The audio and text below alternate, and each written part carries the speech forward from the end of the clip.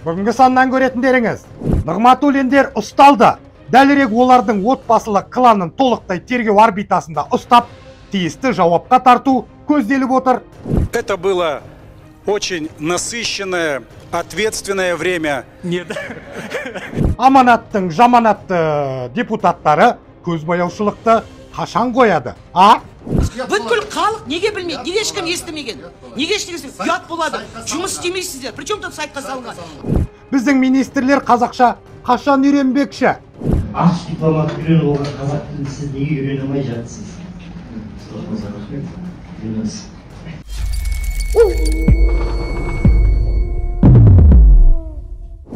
Мәжілістің экс-спикері кезінде ықпалы жағынан алғашқы үштікке кірген Нұрлан Нығматуллиннің құдасы олигарх Дінмұхаммед Идрисовтың Алматыдағы кеңсесінде күні кеше тінтулер өткен. Қазір Идрисов Қазақстанға келуін қойды. Негізгі уақытын Дубайдағы Жумейра кешеніндегі салтанатты апартаментінде өткізіп жүр. Соңғы рет ол Алматыда Сержан Жұмаш ұйымдастырған The Ritz Carlton отелінің 10 жылдық мерейтойына қатысты. Одан кейін Қазақстанда төбе көрсетпеді. Себебі Идрисовқа қатысты іс қозғалады деген ақпарат бар. Қылмыстық іс оның кезінде Қарағанды энерго кешенін жекешелендіріп алғандығы эпизодтарына қатысты болмақ. Идрисов Қазақстан мемлекетіне кәдімгідей қаржылық зиян келтірген индивид деп айтуға болады.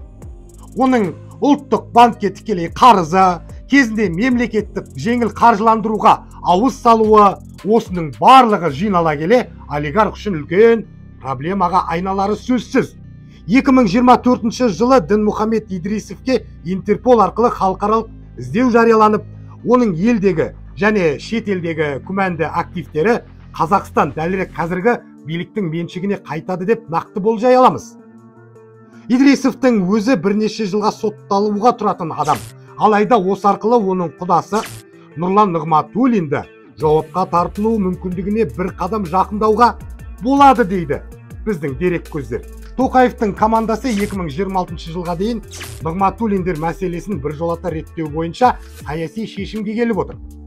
Ағайынды Нығматуллиндер, олардың бизнес пен қызметке араласқан балалары, бір сөзбен айтқанда отбасылық кланды толықтай тергеу орбитасында ұстап, тиісті жауапқа тарту көзделген. Осы мақсатта кезінде Нығматуллиндерден зәбір көрген азаматтардың барлығына, олардың құқық қорғау органдарына арыз жазу мүмкіндігі бар. Бірнеше арыз түссе, бірден қылмыстық іс қозғап жіберуге еш кедергі болмайды. Бірінші болып кәсіпкер Талғат Аққуов қимылдай бастады. Ал Дінмұхаммед Идрисов туралы жаңалықтар келесі айдан бастап көбейеді. Қарада тұрыңыздар. Негізі осындай мүмкіндік туып жатса, Нығматуллиндерді қалай жазалаған дұрыс? Түрмеде шіріту керек пе, әлде активтерін тартып алып, қаңғытып жіберген дұрыс па? Төменде пікір жазуды ұмытпаңыздар. Мен оқимын. Қазақты кім көрінген бөтендер жабайы деп жазып жүрді. Бөтенді қойшы, өзіміздің билікте отырған өкілдеріміз де солай ойлайды екен. Бұлай деп отырғаным сенатор Нұртөре Жүсіптің мына бір әңгімесі. Қазаннан қақпақ кетсе, иттен ұят кетеді деген сөз бар. Былтыр Тәжікстанның жеміс жидегіне таласқан жұртты көріп жағамызды ұстаған едік. Дәл жаңа жылдың алдында шоколад шыршасын 1 минутта тайпап кеткендерді де көрдік. Осы видеолар қазір халықаралық пабликтерде мыңдаған қаралым жинап жатыр. Сонда біздің мәдени деңгейіміз жеткен жеріміз осы ма? Мұндай масқара оқиғалардың себебіне үңіліп көрдік пе? Аш дейін десеңіз аш емес, тоқ дейін десеңіз тобырлық деңгей мынау. Бүгінгідей тоқшылық заманда осыншама тоғжарлыққа бой алдыратындай күйге неге түстік? Ең алдымен тәрбие. Біздің елдегі тәрбие мәселесі дұрыс емес. Отбасындағы тәрбие далада қалды. Біреудің затын алма, тегін болса да тиіспе деген ежелгі тыйым қайда кетті? Халқымыздың ұят болады, жаман болады, обал болады деген ұшақ ауыз сөзбен түйіндеген даналығы желге ұшқаны ма? Қазақта көргенсіз деген ұғым бар. Кез келген адам үшін өте ауыр сөз. Ақкөйлектің жағасы кірлесе, жуып кетіруге болады, ал ұлттың атына кір келсе, қалай кетіреміз? Бұлай қарасаң, Нұртөре керемет айтты ма деп қаласың. Бірақ бұның әрбір сөзіне мұқият назар аударсаңыз, керісінше қазақты қорлап отырғандай. қазаннан қақпақ кетсе, иттен ұят кетеді деп кезінде Шерхан Нұртаза атамыз құрып кеткір Нашарбайға айтқан еді, естеріңізде ғой. Қазаннан қақпақ кетсе, иттен ұят кетеді дейді. Біздің жас мемлекетіміздің қақпағы ашылған көрінеді. Сондықтан ұяты кеткендер талан-таражға салып жатқан ашылып жатыр. Ал енді Нұртөре Жүсіп бұл сөзді жерден жеті қоян тапқандай қазаққа қаратып айтып отыр. Қазаннан қақпақ кетсе, иттен ұят кетеді деген сөз бар. Былтыр Тәжікстанның жеміс-жидегіне таласқан жұртты көріп жағамыз ұстаған едік. Сонда біздің мәдени деңгейіміз жеткен жеріміз осы ма? Біздің елдегі тәрбие мәселесі дұрыс емес. Отбасындағы тәрбие далада қалды. Байқасаңыздар, Нұртөре мырза әңгімені иттің ұятынан бастап, қазақтың тәрбиесі мен мәдениетсіздігіне алып келді. Сонда бұл сенатор қазақты итке теңеп отыр ма? Айналайындар-ау, қазақ жабайы болғандықтан емес, аш болғандықтан жеміс-жидекпен тамаққа таласып жатыр. Біле білсеңіздер, аш қайғысын тоқ білмейді, бай тоқтығынан секірет, кедей аштығынан секірет деп бекер айтпаған ғой атам қазақ. Сонымен қатар Нұрекеңнің мына бір сөзін тыңдаңыздаршы.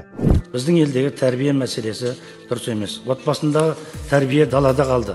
Біреудің затын алма, тегін болса да тиіспе деген ежелгі тыйым қайда кетті? Бұл сонда қазақтың аштығын отбасындағы тәрбиеден көріп отыр ма?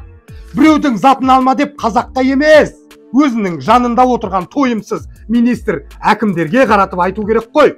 Қазақтың тыйымын сендер сақтамасаңдар, бұл тыйымды қазақ не үшін сақтау керек? Оған қоса қазақтың тәрбиесінде шатақтарың қанша? Сендер қазақтың тәрбиесін түземей тұрып, бірінші жағдайын түзеп берсеңдерші. Құлақтан тебуді қойып, іске кіріссеңдер, тәрбие деген түзеледі. Ауыз менікі екен деп құса беруді қою керек қой, құрметсіз Нұртөре мырза. Құлақтан тебу демекші біздің шенеуніктер қазақ үшін емес, для галочки жұмыс жасайды. Оған мысал Аманат партиясының жаманатты депутаттарының мына бір әрекеті. Бүгін Қаскелең қаласында депутаттар келіпті. Міне Аманат жағынан сәлеметсіз бе? Сізге мынау сіздің минус деп айтуға болады. Халық білмеген 4-5 адам келген. Бүткіл Қарасай ауданында проблема жоқ деген сөз ба сонда? Сіз кешіріңіз. Біріншіден, бұл облыстық Аманат партиясының сайтында ресми түрде жарияланды. Парламент мәжілісінің 3 депутат келеді. Сондықтан бұл жерде соны естіген адамдар келді. Сіздер жақта неге ақпарат жоқ? Айтылды. Облыстық деңгейде хабарланды. Сіз кешіріңіз. Хабарланды. Міне қабылдап халықпен кездесіп жатыр. Неше халық? 4-5 халық па? Кінәлау деген артықтау болады ғой деп ойлаймын. Қалай артықтау? Жоқ, сіз айттыңыз, бүткіл облыстан келіп отыр, мақсат толықпай келіп отыр. Сонда сіз қалай Қарасай ауданында ешқандай ақпарат бермейсіздер? Қанша халықта проблема бар? Келдіңіздер көз бойлаушылық, әшейін бір 5-6 адамды өздеріңіздің жаңағы наработанный, отработанный сұрақтарды қойдыңыздар. Как всегда, как обычно. Ашық болса, неге онда сіздер ақпарат бермейсіздер? Сіз қарап отырсыз ғой, айналайын, сіз көзіңіз ашық. Мен ладно көремін. Кінәламаңыз. Причем тут кінәламаңыз? Бүткіл халық неге білмейді? Неге ешкім естімеген? Неге ешкім ұят болады? Жұмыс істемейсіздер. Причем тут сайтқа салынған? Ақпарат жоқ. Ақпарат жоқ сізде. Қоғамды қиынбыз. Сіз кешіріңіз. Сіз Аманат партиясының адамсыз. Партия болсаңыз сіздер ақпарат салуларыңыз керек. Мынау масқара мынау. Это большой минус вам. Просто пришли, әшейін отработанный 1-2 сұрақты қойып кетті, болды. Мынау масқара бұл.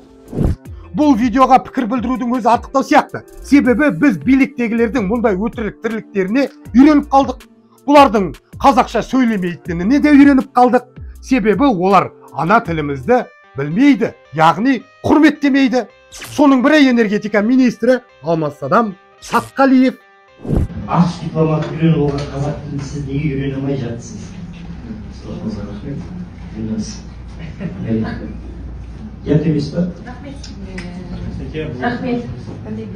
Ассаламу алейкум, құрметті достар, құрметті ағайындар, туысқандар, мұсылмандар. Ана тілін білмейтін адам мәдениетті адам санатына қосылмайды деп Мұхтар Әуезов атамыз бекер айтпаған ғой. Яғни Алмасадам Сатқалиев мәдениетті адамдардың қатарынан емес. Ел басқарып отырған Сатқалиевтер қазақтың тілін білмесе, қазақтың жанын түсінеді деп ойлайсыздар ма? Әрине жоқ. Мысалға сіз Францияның мәдениетімен, елімен танысу үшін бірінші не істейсіз? Тілін жаттайсыз. Содан кейін барып ділімен, дінімен танысасыз. Біздің бір мәңгүрттер айтады, ой, қазақтың тілін білмесем де, елімді жақсы көрем деп қой. Ту, мә, оттапсыңдар. Ана тілі әр халықтың өзінің төл белгісі. Өз халқына қызмет ету үшін кез келген адам алдымен ана тілін жетік білуі қажет.